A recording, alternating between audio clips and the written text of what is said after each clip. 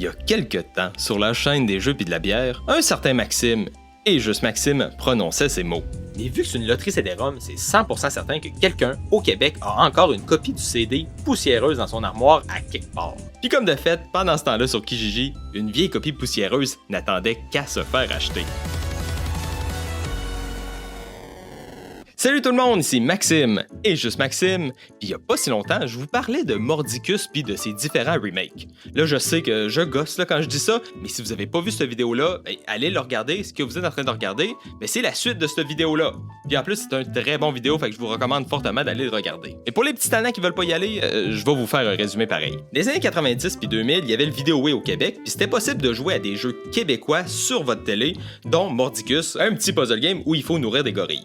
Quelques années plus tard, l'Auto-Québec qui produisait les jeux ont sorti une genre de suite à Mordicus sous forme de loterie CD-ROM qui s'appelait Mosaïque. C'est ça que j'ai dans les mains puis que je vais présenter aujourd'hui. Le timing est juste incroyable. Ça m'a pris genre 6 mois à faire mon vidéo sur Mordicus pour des raisons de manque de temps puis de manque de temps. Puis pendant ce temps-là, je checkais à toutes les 2 semaines sur Marketplace, Kijiji, voir si j'étais pas capable de trouver Mosaïque, quelqu'un qui aurait cette vieille loterie CD-ROM-là, qui voudrait s'en départir puis la vendre au plus offrant. Mais j'ai pas vu une seule loterie CD-ROM pendant tout ce temps-là. Notre bon ami Pat de Grattage de Gratteux a en sa possession toutes les loteries CD-ROM, sauf Mosaïque. Dans ma tête, c'était évident que ça allait prendre des années avant que je réussisse à mettre la main sur Mosaïque. Mais le lendemain de la publication du vidéo de Mordicus, mon ami Christian Hamel a vu ça apparaître sur Kijiji. Un lot de toutes les loteries CD-ROM de l'Auto-Québec pour 25$, incluant le mystérieux Mosaïque. La première fois qu'on le voit apparaître sur Internet en genre 20 ans. Je perds pas 2 secondes. J'ai écrit à Pierre, le gars qui vend le lot de jeux CD-ROM, puis là, il me dit de le rappeler le lendemain par téléphone. Puis ça s'est passé à peu près de même. Ouais, Maxime, êtes-vous un collectionneur de loteries CD-ROM? Ouais, en fait, c'est qu'il y a juste un CD qui m'intéresse. C'est pour l'archiver, là. C'est un vieux jeu auquel je veux jouer, là. Mais en tout cas, si tu vends le lot complet des CD, je vais prendre le lot, là, mais tu sais, c'est ça, là. Je suis pas vraiment un collectionneur, là. C'est juste. Ok, ouais, dis ça parce que ça prend des billets avec des codes pour jouer, puis je les vends à part à 1$ du code. Ouais, ça me prendrait des codes si je veux jouer au jeu, cette là. Ça monte à combien tout ça? Le shipping, 115$. Ouf! Mettons que j'étais pas hyper excité à l'idée de dépenser 75$ pour juste un CD qui m'intéresse puis son nombre de codes inconnu. Mais grâce à la YouTube Money, je suis dans le trou de 75$. Yeah! On fait pas d'argent! Fait que le paquet arrive chez nous, puis là, je me peux plus. Là, ça a été quand même vite, là, mais mettez-vous dans ma peau. Ça fait 20 ans que je cherche ce jeu-là. Mais les 3 jours entre le moment où est-ce que Pierre m'a écrit, puis le moment où est-ce que le paquet de loterie CD-ROM arrive chez nous, ils ont été longs en taboire. Mais là, c'est là, it's there, on a Mosaïque. Avec un gros total de 2 codes. Je sais pas ça me donne combien de tableaux, ça, 2 codes. Mais bon, on va checker ça en temps et lieu. Là, c'est le temps d'essayer de faire marcher le jeu. Ah! Si on check les specs sur le derrière de la boîte, ça référence même pas Windows XP. Christy que c'est vieux, ce CD-là. Mettons que j'ai un petit peu de doute à savoir si ça va marcher sur Windows 10. On va commencer par l'installer, puis on verra bien.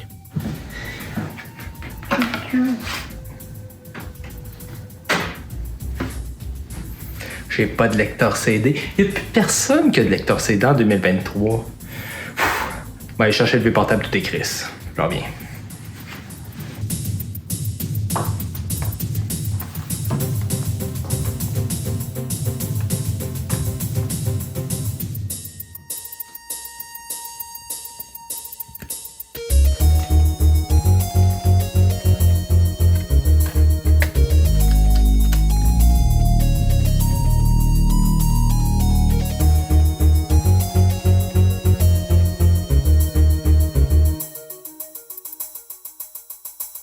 Yes! J'ai l'impression que mes émotions sont à ronde. Une minute, je pense que je vais enfin pouvoir jouer à Mosaïque, puis l'autre, ben là, j'ai un paquet d'erreurs par rapport que je sais pas comment je vais régler, puis je sais pas quand est-ce que le jeu va se mettre à marcher. Mais là, il y a un truc qui me chicote. Avant l'erreur DirectX, ça dit installation réussie. Mais si je vais voir ça en C, programme file, puis ces affaires-là, je vois aucun fichier d'installer. Ce qui veut sûrement dire que le jeu s'est désinstallé après l'erreur, après l'installation. Ça dit installation réussie. Je vais faire honneur à ma mère, je vais essayer la passe du coyote qui pue. Ça marche tout le temps, la passe du coyote qui pue. Regarde bien ça. 15-2, 15-4, 15-6, 15-8 et 16-24. Je vais laisser le CD s'installer, puis quand il y a un message d'erreur, au lieu d'appuyer sur le piton OK, on va tuer l'ordinateur en appuyant longuement sur le piton Power. Chut, ça va bien aller. Chut. Je reboot, puis yes, le jeu est installé. L'avais-tu dit que ça marche tout le temps? J'en shake, on part ça. Et, ok, ça marche, j'en reviens pas, qu'est-ce qu'on fait? Ok, on prend le code. Ok, on prend le code, ok. Mosaïque est une façon divertissante de découvrir si vous détenez un billet gagnant. Votre façon de jouer n'a aucun impact sur vos chances de gagner. Et on va rentrer ça. 8, 0, 8, 7, 6, 1, 5, 6, 2, 5, 2, 7, 1. Enter, jouer. Oh! Non! Pas une autre erreur DirectX! Jerry Boire! On était à ça de jouer! À Mosaïque! Mais bon, j'ai compris, ça marche pas sur Windows 10. En même temps, faut pas trop s'en étonner. C'est écrit derrière de la boîte Windows 95, 98 puis Millennium. C'est vraiment vieux, ce CD-là. Ce qu'on va faire, c'est qu'on va backuper le CD en ISO pour pouvoir l'installer dans un lecteur de CD virtuel. Fait comme ça, j'aurais plus besoin d'utiliser le vieux portable tout décrit. Je vais pouvoir apporter ça sur mon ordinateur principal. À partir de là, j'ai d'autres options qui s'offrent à moi. Surtout parce que l'autre est fucking long, il fait full de bruit. Puis le mien, ben, il y a un beau SSD puis une bonne carte graphique puis tout. Hein? On va peut-être avoir un peu plus de chance. Fait que là, mon plan, ça va être de faire marcher Mosaïque dans une machine virtuelle. C'est-à-dire un faux Windows d'un vieux Windows qui roule sur mon nouveau Windows. Puis je le sais là, que ça dit pas Windows XP derrière la boîte, mais j'aimerais bien ça l'installer sur Windows XP. C'est à peu près des mêmes années. Là, ce jeu-là est sorti en 2001. Puis en plus, Windows XP, c'est super cool. Fait que si j'ai une machine de Windows XP installée sur mon ordi, ben, ça va juste être pratique dans le futur. Je vais pouvoir jouer à d'autres jeux de Windows XP plus facilement.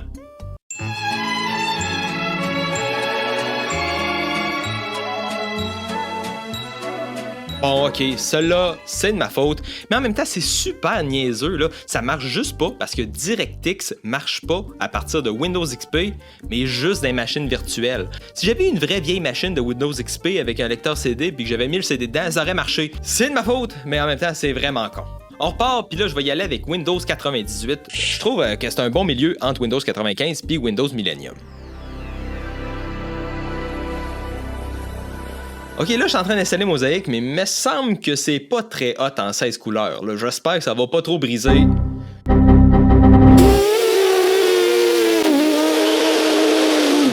Je pense qu'il faut parler d'une tragédie. Ok. Sérieux, on dirait que l'univers est contre moi. Windows 98 a pas de mode 256 couleurs de base. Je vais aller lire là-dessus, là, sur Internet, j'en reviens. 2 heures plus tard. Je vais vous épargner l'heure et demie que ça m'a pris pour fixer tout ça, mais en gros, j'ai téléchargé un vieux driver de Windows 98 qui s'appelle SciTech Display Doctor.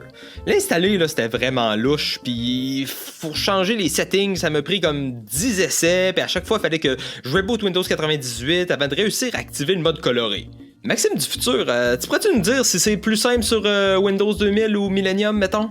Pas besoin d'aller tester Windows 2000 ou Millennium. Je vais avoir mieux, mais on s'en reparle dans le futur. Mais enfin, le jeu est installé, j'ai toutes mes couleurs, je vais rentrer le code à nouveau. 808 761 562 5271. Let's go, let's go, let's go. Ça load, let's go. Oui, oui, oui, je suis dedans. Yes, j'arrive dans mon truc. Yes.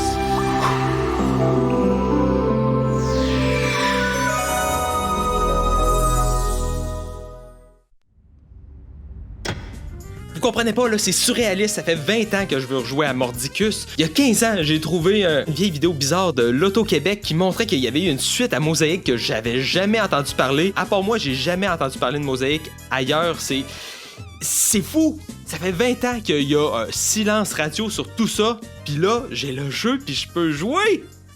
What? C'est quoi j'ai écrit dans mon script? Fait que c'est quoi Mosaïque? Mordicus 3? Je vous explique. OK, par où commencer? Ben déjà, un numéro, ça nous donne accès à 4 tableaux que j'ai envie de dire aléatoires, en plus de nous donner un prix. Si on avait eu un vrai billet comme celui-là, j'aurais gagné un petit montant. Mais comme c'est une loterie d'il y a 20 ans, ben cette partie-là, on s'en fout. Là. Je veux pas aller encaisser un billet de vieux 20 ans puis ils en vendent plus des nouveaux billets. Mais pour votre information, comment ça marche gagner des lots, c'est que chaque sphère qui se fait manger ou chaque pièce que vous pouvez ramasser peut potentiellement donner un morceau d'étoile, puis il suffit de compléter une étoile pour gagner un prix. Fait que c'est un peu comme un billet à gratter. À chaque fois que vous faites une action dans le jeu, ben c'est comme si vous grattiez une case sur un gratteux, puis une de ces cases-là peut vous donner un symbole, puis si vous assemblez tous les symboles, vous gagnez un prix. C'est pareil comme un grattage de gratteux. Puis en plus, pour vraiment tout dire, c'est possible de gagner plusieurs prix avec un seul billet. Pour ceux qui ont écouté la vidéo de Mordicus, ben on peut confirmer certaines règles de comment le jeu jouait, parce que là j'ai le jeu, fait que certaines spéculations que j'avais, ben on peut les confirmer ou les infirmer. Fait qu'une affaire qu'on savait pas, est-ce qu'on peut pousser les pièces avec les blocs? La réponse c'est non. Les pièces c'est comme des murs, tu peux pas les pousser. Une autre affaire qu'on peut valider, ben s'il y a 2 ou 3 blocs flèches qui se rencontrent en même temps, mais ils deviennent un mur solide. Ça, c'est ce que j'avais fait dans mon jeu. David puis moi, on s'en souvenait. Puis, ben c'était vraiment ça. C'est vraiment comme ça que ça marche dans Mosaïque aussi. Une autre affaire qu'aucun des remakes a eu comme du monde, c'est que si un singe a plusieurs choix de chemin, genre il y a une banane à côté puis une banane de l'autre côté, ben au lieu d'en choisir une selon des règles de programmation, ben il va se dédoubler pour pouvoir ramasser toutes les bananes sur son chemin dans le même mouvement. Une autre affaire qu'on n'avait pas dans les screenshots officiels de Mordicus, c'est que les singes bleus, ils existent vraiment pour de vrai, puis c'est comme je l'avais fait dans mon remake, ils peuvent juste manger une banane, puis après ça, ils deviennent essentiellement un mur. Dans ce jeu-là, ils deviennent un mur pour de vrai, mais dans le vrai Mosaïque, ils devenaient pas un mur, là, ils devenaient un singe bleu avec une face contente. Une dernière affaire qu'on peut valider, c'est que si 2 singes arrivent en même temps à la même banane, ben ils vont se fusionner pour devenir un seul singe sur la même case. Là, je dis des singes puis des bananes, mais vous comprendrez que c'est une vieille habitude parce que dans le jeu de Mosaïque, c'est pas des singes puis des bananes, c'est des feux puis des sphères puis un vaisseau spatial. C'est vraiment bizarre comme thème qu'ils ont choisi, mais ça marche exactement pareil que si c'était des singes puis des bananes. Mais là, je vous entends peut-être penser qu'il a eu Mosaïque, il a réussi à jouer au jeu, il a confirmé les règles. Pourquoi est-ce que le vidéo est encore fucking long? Ben, c'est une excellente question. C'est à cause que... même si j'ai tout fait ça, puis j'ai pu jouer au jeu, j'ai quand même une déception, là. J'ai juste 2 codes. Après 20 ans de recherche, je suis pogné avec 8 tableaux sur je sais pas combien. À date, le plus haut que j'ai pogné était 200 kek. Fait que j'ai genre 4% de tous les tableaux de disponibles. On va mettre une pin là-dessus. Je reviens sur le sujet dans vraiment pas long. On va finir de faire le tour du jeu. Puis après ça, j'ai quelque chose de bien spécial pour vous autres. Vous avez vu la longueur du vidéo. J'espère que vous êtes excités. Ben, Mosaïque, c'est essentiellement beaucoup mieux que Mordicus parce qu'il y a plusieurs améliorations qui font de ça un jeu beaucoup plus moderne que Mordicus l'était au VideoWay. Même si les graphiques sont bizarres puis je préférais jouer avec des singes puis des bananes pixelisées. Déjà, il y a un piton undo comme dans un vrai bon jeu de puzzle moderne. Fait que contrairement à Mordicus où est-ce que tu faisais une erreur, fallait tout recommencer, t'appuies sur un piton, la grille revient comme c'était puis tu peux continuer à essayer de résoudre le puzzle. Tu peux aussi essayer le puzzle autant de fois que tu veux. Dans Mordicus, t'avais un système de vie, puis de password, puis de high score qui servait absolument à rien. Fallait que tu refasses les tableaux en boucle si t'étais coincé au tableau juste avant le mot de passe. Là, y a pas de vie, y a pas rien. Si jamais tu te fais manger par un singe, tu recommences, tu te trompes, t'appuies sur le piton undo. C'est vraiment bien fait. S'il y en a ici qui aiment ça être précis, ben il y a un mode expert optionnel qui dit les développeurs c'était quoi leur meilleur nombre de coups pour réussir à résoudre le puzzle, puis vous pouvez essayer de faire le puzzle avec le moins de coups possible. Fait que si vous aimez un extra challenge, moi j'aime pas tant ça, surtout qu'il y a genre des centaines d'étapes dans ben des tableaux, mais si vous aimez ça, ben c'est disponible, puis ça empêche absolument rien d'autre, c'est vraiment un mode optionnel. C'est bien pensé de rajouter ça pour les gens qui aiment les défis de plus. Puis vu que c'est une loterie puis que ça serait vraiment plate d'empêcher les gens de pas avoir accès à leur prix, mettons qu'ils gagnent le 25 000 $ parce qu'ils sont pas capables de résoudre un puzzle, ben il y a le piton solution automatique. Pour arrêter la solution automatique et continuer par vous-même, cliquez n'importe où sur l'écran. Pour vrai, c'est vraiment bien pensé. Je pense que plus de puzzles modernes devraient implémenter ça. Oui, je comprends que ça peut devenir une béquille ou est-ce que tu sais pas comment résoudre le puzzle, t'appuies sur le piton, puis là le vaisseau il le fait à ta place. Mais en même temps, des fois, il y a des puzzles que t'es juste pas capable de résoudre, c'est trop compliqué, il y a trop d'étapes, peu importe. Il y a des puzzles que t'arrives pas à faire, C'est le fun d'avoir l'option de pouvoir skipper puis de continuer dans le jeu, même s'il y en a juste un des puzzles que tu n'arrives pas à résoudre. Puis sinon, c'est pas mal ça, Mosaïque. Tu rentres un numéro de billet, tu joues à 4 tableaux. C'est exactement comme Mordicus. Puis pour vrai, ça file comme un Mordicus vraiment moderne pour un jeu de 2001. Je me répète là, mais c'est incroyable d'avoir mis la main enfin sur un jeu que je cherche depuis une vingtaine d'années. C'est tellement le fun, sauf comme, qu'est-ce que j'ai dit? Ben, on a juste accès à 8 tableaux. Pour l'instant. Le 18 avril 2000, à 8h52, TVA Nouvelles a publié un article intitulé « Le jeu virtuel de l'Auto-Québec piraté ». Pour vrai, c'est tellement le fun de trouver des vieilles affaires de même. Oh, c'est excitant! Dans l'article, on apprend qu'un certain Patrick Desbiens du Saguenay a réussi à pirater le jeu Les Trésors de la Tour, le jeu phare de la série des loteries CD-ROM, pour avoir accès à toutes les portes sans avoir besoin d'un numéro de billet. Il aurait réussi à pirater le jeu par hasard, malgré les 10 ans et les 26 000 heures de développement que ça a pris à l'Auto-Québec pour développer la technologie de loterie CD-ROM. Puis pourquoi je vous dis ça? Ben, j'ai réussi à retrouver Patrick Desbiens, puis là, non, c'est complètement faux. En fait, s'il y a quelqu'un, il y a 23 ans, qui a réussi à pirater un jeu qui venait de sortir avec les moyens de l'époque sur un vieux Windows 98 ou un Windows XP, je vois pas pourquoi est-ce que moi, 20 ans plus tard, avec Windows 10, je serais pas capable de le faire, là. Je suis programmeur, là, puis j'ai pas mal de jugeotes.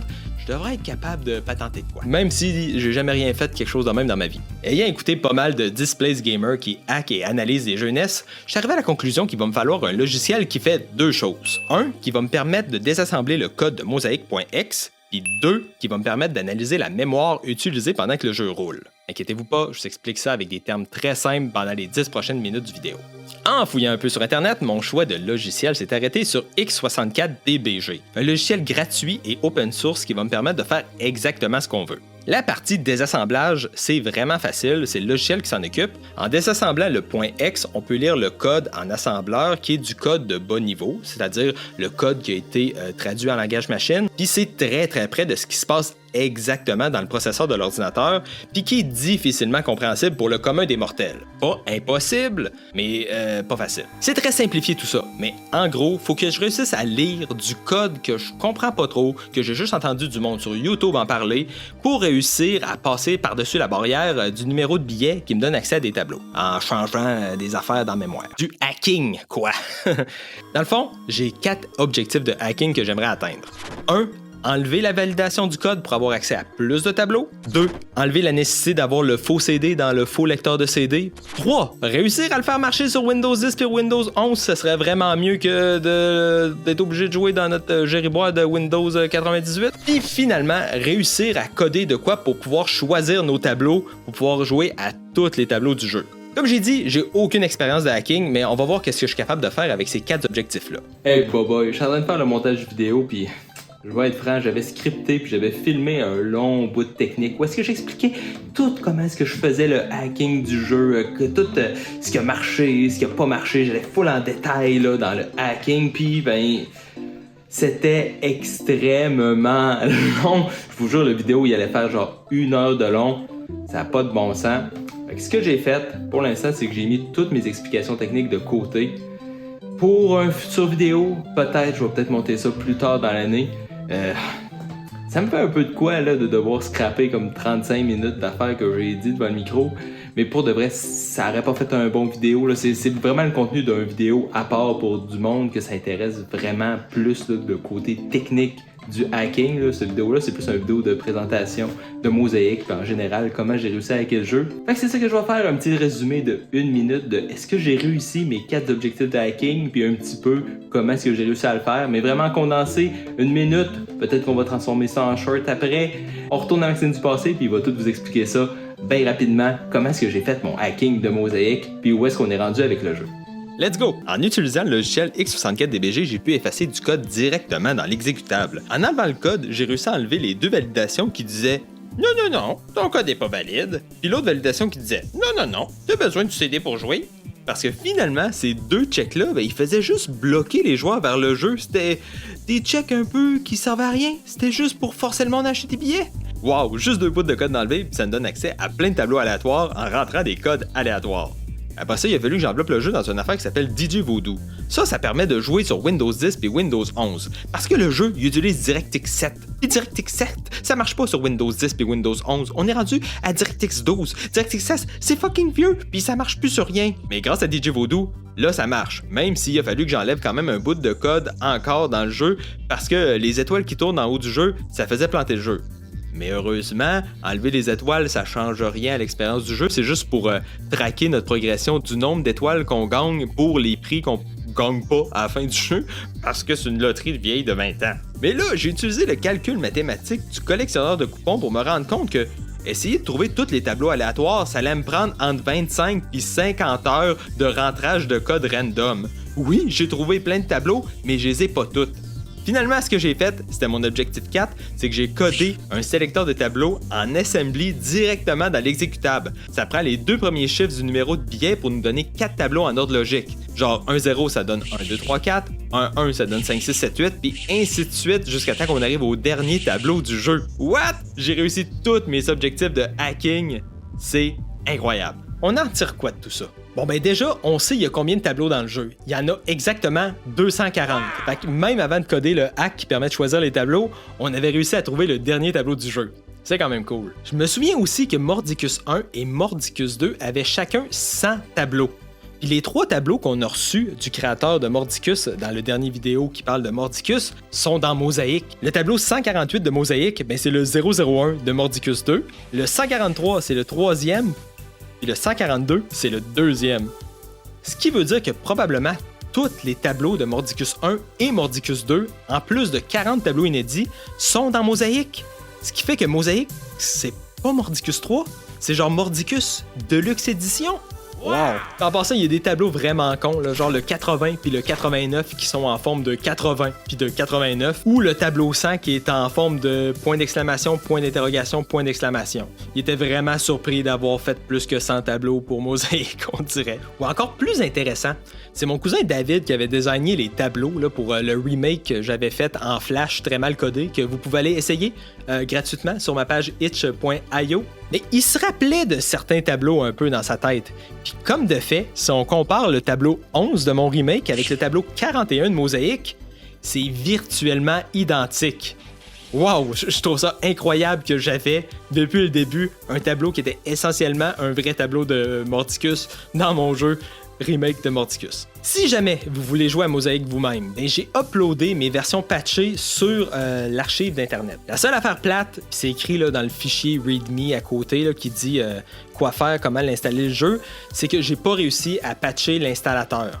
Fait que, comme moi, va falloir faire que vous installez le jeu, puis après que ça dit installation réussie puis qu'il y a une erreur, faut ouvrir le gestionnaire de tâches, le Task Manager, puis aller killer l'installateur à ce moment-là pour lui dire « Hey, j'ai réussi à installer le jeu, désinstalle-le pas ». C'est la seule affaire plate, pas réussi à le hacker ce bout-là. Si jamais quelqu'un de plus familier que moi avec le hacking voulait aller hacker ce bout-là, ça serait vraiment, vraiment nice. Puis aussi, parce que je suis vraiment maso, j'ai recodé une deuxième fois ma solution. Vu que j'ai effacé du stock à la fin du logiciel, puis que j'ai rajouté du code à cet endroit-là, mon Windows 11 le détectait comme un virus. Là, il n'y a pas de raison que ce soit un virus. C'est un jeu sur CD-ROM de 2001. C'est moi-même qui ai fait les patchs. Il n'y a pas de raison qu'il y ait de virus dans cette version-là. En tout cas, j'ai mis les deux versions. Si jamais votre antivirus dit que c'est un virus, à mon avis, c'est un faux positif, mais je prends aucune responsabilité si jamais j'ai envoyé un virus dans votre ordinateur. J'ai utilisé un logiciel open source qui est X64DBG. C'est pas impossible que le logiciel ait mis un virus dans ma patch. Par contre, ma version avec le code plus abrégé, lui, il se fait pas détecter comme un virus par mon Windows 11. Fait que, vu que les deux ont été faits avec le même logiciel, je vois pas pourquoi est-ce que l'autre version serait un virus. Fait que bref, j'ai mis les deux versions. J'ai pas de stress à utiliser ces versions-là. Vous faites ce que vous voulez. Je suis pas le boss de votre vie. Téléchargez à vos risques et périls. Puis s'il vous plaît, l'Auto-Québec, si vous voyez ça, c'est vraiment juste parce que j'aime vraiment beaucoup ce jeu-là. Je veux archiver le patrimoine culturel technologique du Québec sur l'archive d'Internet. C'est un jeu qui se trouve pas ailleurs. C'est vraiment dommage de garder ça sur un CD qui marche pas sur Windows 10, Windows 11. Fait que c'est pour ça que j'ai fait ce hack-là. Je veux absolument pas... si jamais vous voulez que je l'enlève, je vais l'enlever, mais Au contraire, si vous voulez me contacter pour qu'on les archive officiellement ensemble, je trouve ça vraiment, vraiment nice. Mais je comprendrais si jamais vous voulez pas. C'est vraiment juste pour de l'archive. Je veux que plus de gens puissent essayer ce jeu-là. Fait que, s'il vous plaît, je fais vraiment pas ça pour hacker l'Auto-Québec pour de vrai. Là. Je fais juste ça pour le fun, pour avoir accès à un vieux jeu québécois qui n'existe plus ailleurs. Puis parlant de tout ça, j'ai justement accès à tous les autres jeux de Loterie CD-ROM qui sont sortis. Aimeriez-vous ça que je les hack eux autres aussi, qu'on ait accès à tous les jeux qui ont été faits dans l'histoire d'Ingenio, dans l'histoire de la Loterie CD-ROM québécoise? Je pourrais tout archiver ça, on a accès à tous les jeux. C'est sûr que j'ai pas de nostalgie avec ces jeux-là, fait que j'ai un petit peu moins de motivation à le faire, mais mettons, peut-être qu'on pourrait faire ça en stream ensemble, ou est-ce que je commence à hacker les jeux en live, puis on voit qu'est-ce que ça donne, si je suis capable au minimum de les faire marcher sur Windows 10, 11, peut-être pas le sélecteur de tableau, fait que ça c'était quand même compliqué, mais peut-être tout le reste, avoir des tableaux aléatoires, ça, je pense que ça pourrait se faire de manière quand même nice. Là. Le mini-pot m'intéresse, puis les trésors de la tour, pour pouvoir essayer tous les tableaux de trésors de la tour, ça aussi, ça pourrait être quand même très très cool. Sinon, merci à tout le monde qui a écouté tout ça. Je peux pas croire que j'ai réussi à patcher Mosaïque au complet. Tout ce que j'ai voulu faire, j'ai réussi à le faire, à part l'installateur. Je suis vraiment content de cette vidéo-là. Merci à l'Auto-Québec si jamais vous regardez la vidéo. C'était Maxime et juste Maxime pour des jeux et de la bière. On se revoit bientôt avec une autre vidéo et bisous. Quoi de mieux pour une vidéo de hacking qu'un drink qui hack le concept de bière de fin de vidéo? Je vous présente aujourd'hui le gin de mon oncle à saveur de bière d'épinette. Par contre, je vous la recommande pas vraiment. J'étais un peu déçu par le gin de mon oncle à la bière d'épinette. Vous savez, moi je suis un grand fan de bière d'épinette, puis celui-là, oui, il y a un goût d'épinette, mais il y a un goût d'épinette plus prononcé que dans bien d'autres drinks, bien d'autres bières à saveur d'épinette que j'ai goûté dans les dernières années. Par contre, j'ai trouvé que ça goûtait peut-être un peu plus le sucre que l'épinette au final. Mais ça reste un drink vraiment nice. Je vous recommanderais plutôt d'aller acheter votre gin forestier préféré, puis de vous faire votre drink vous-même avec une bonne bière d'épinette Marco, ou même la bière d'épinette du choix du président qui est excellente. En plus, elle est verte. J'étais un peu déçu aussi que le gin de mon oncle à saveur de bière d'épinette était pas vert. C'est un bon drink. C'est vraiment une bonne idée. Allez faire votre propre gin à saveur de bière d'épinette. C'est fortement recommandé.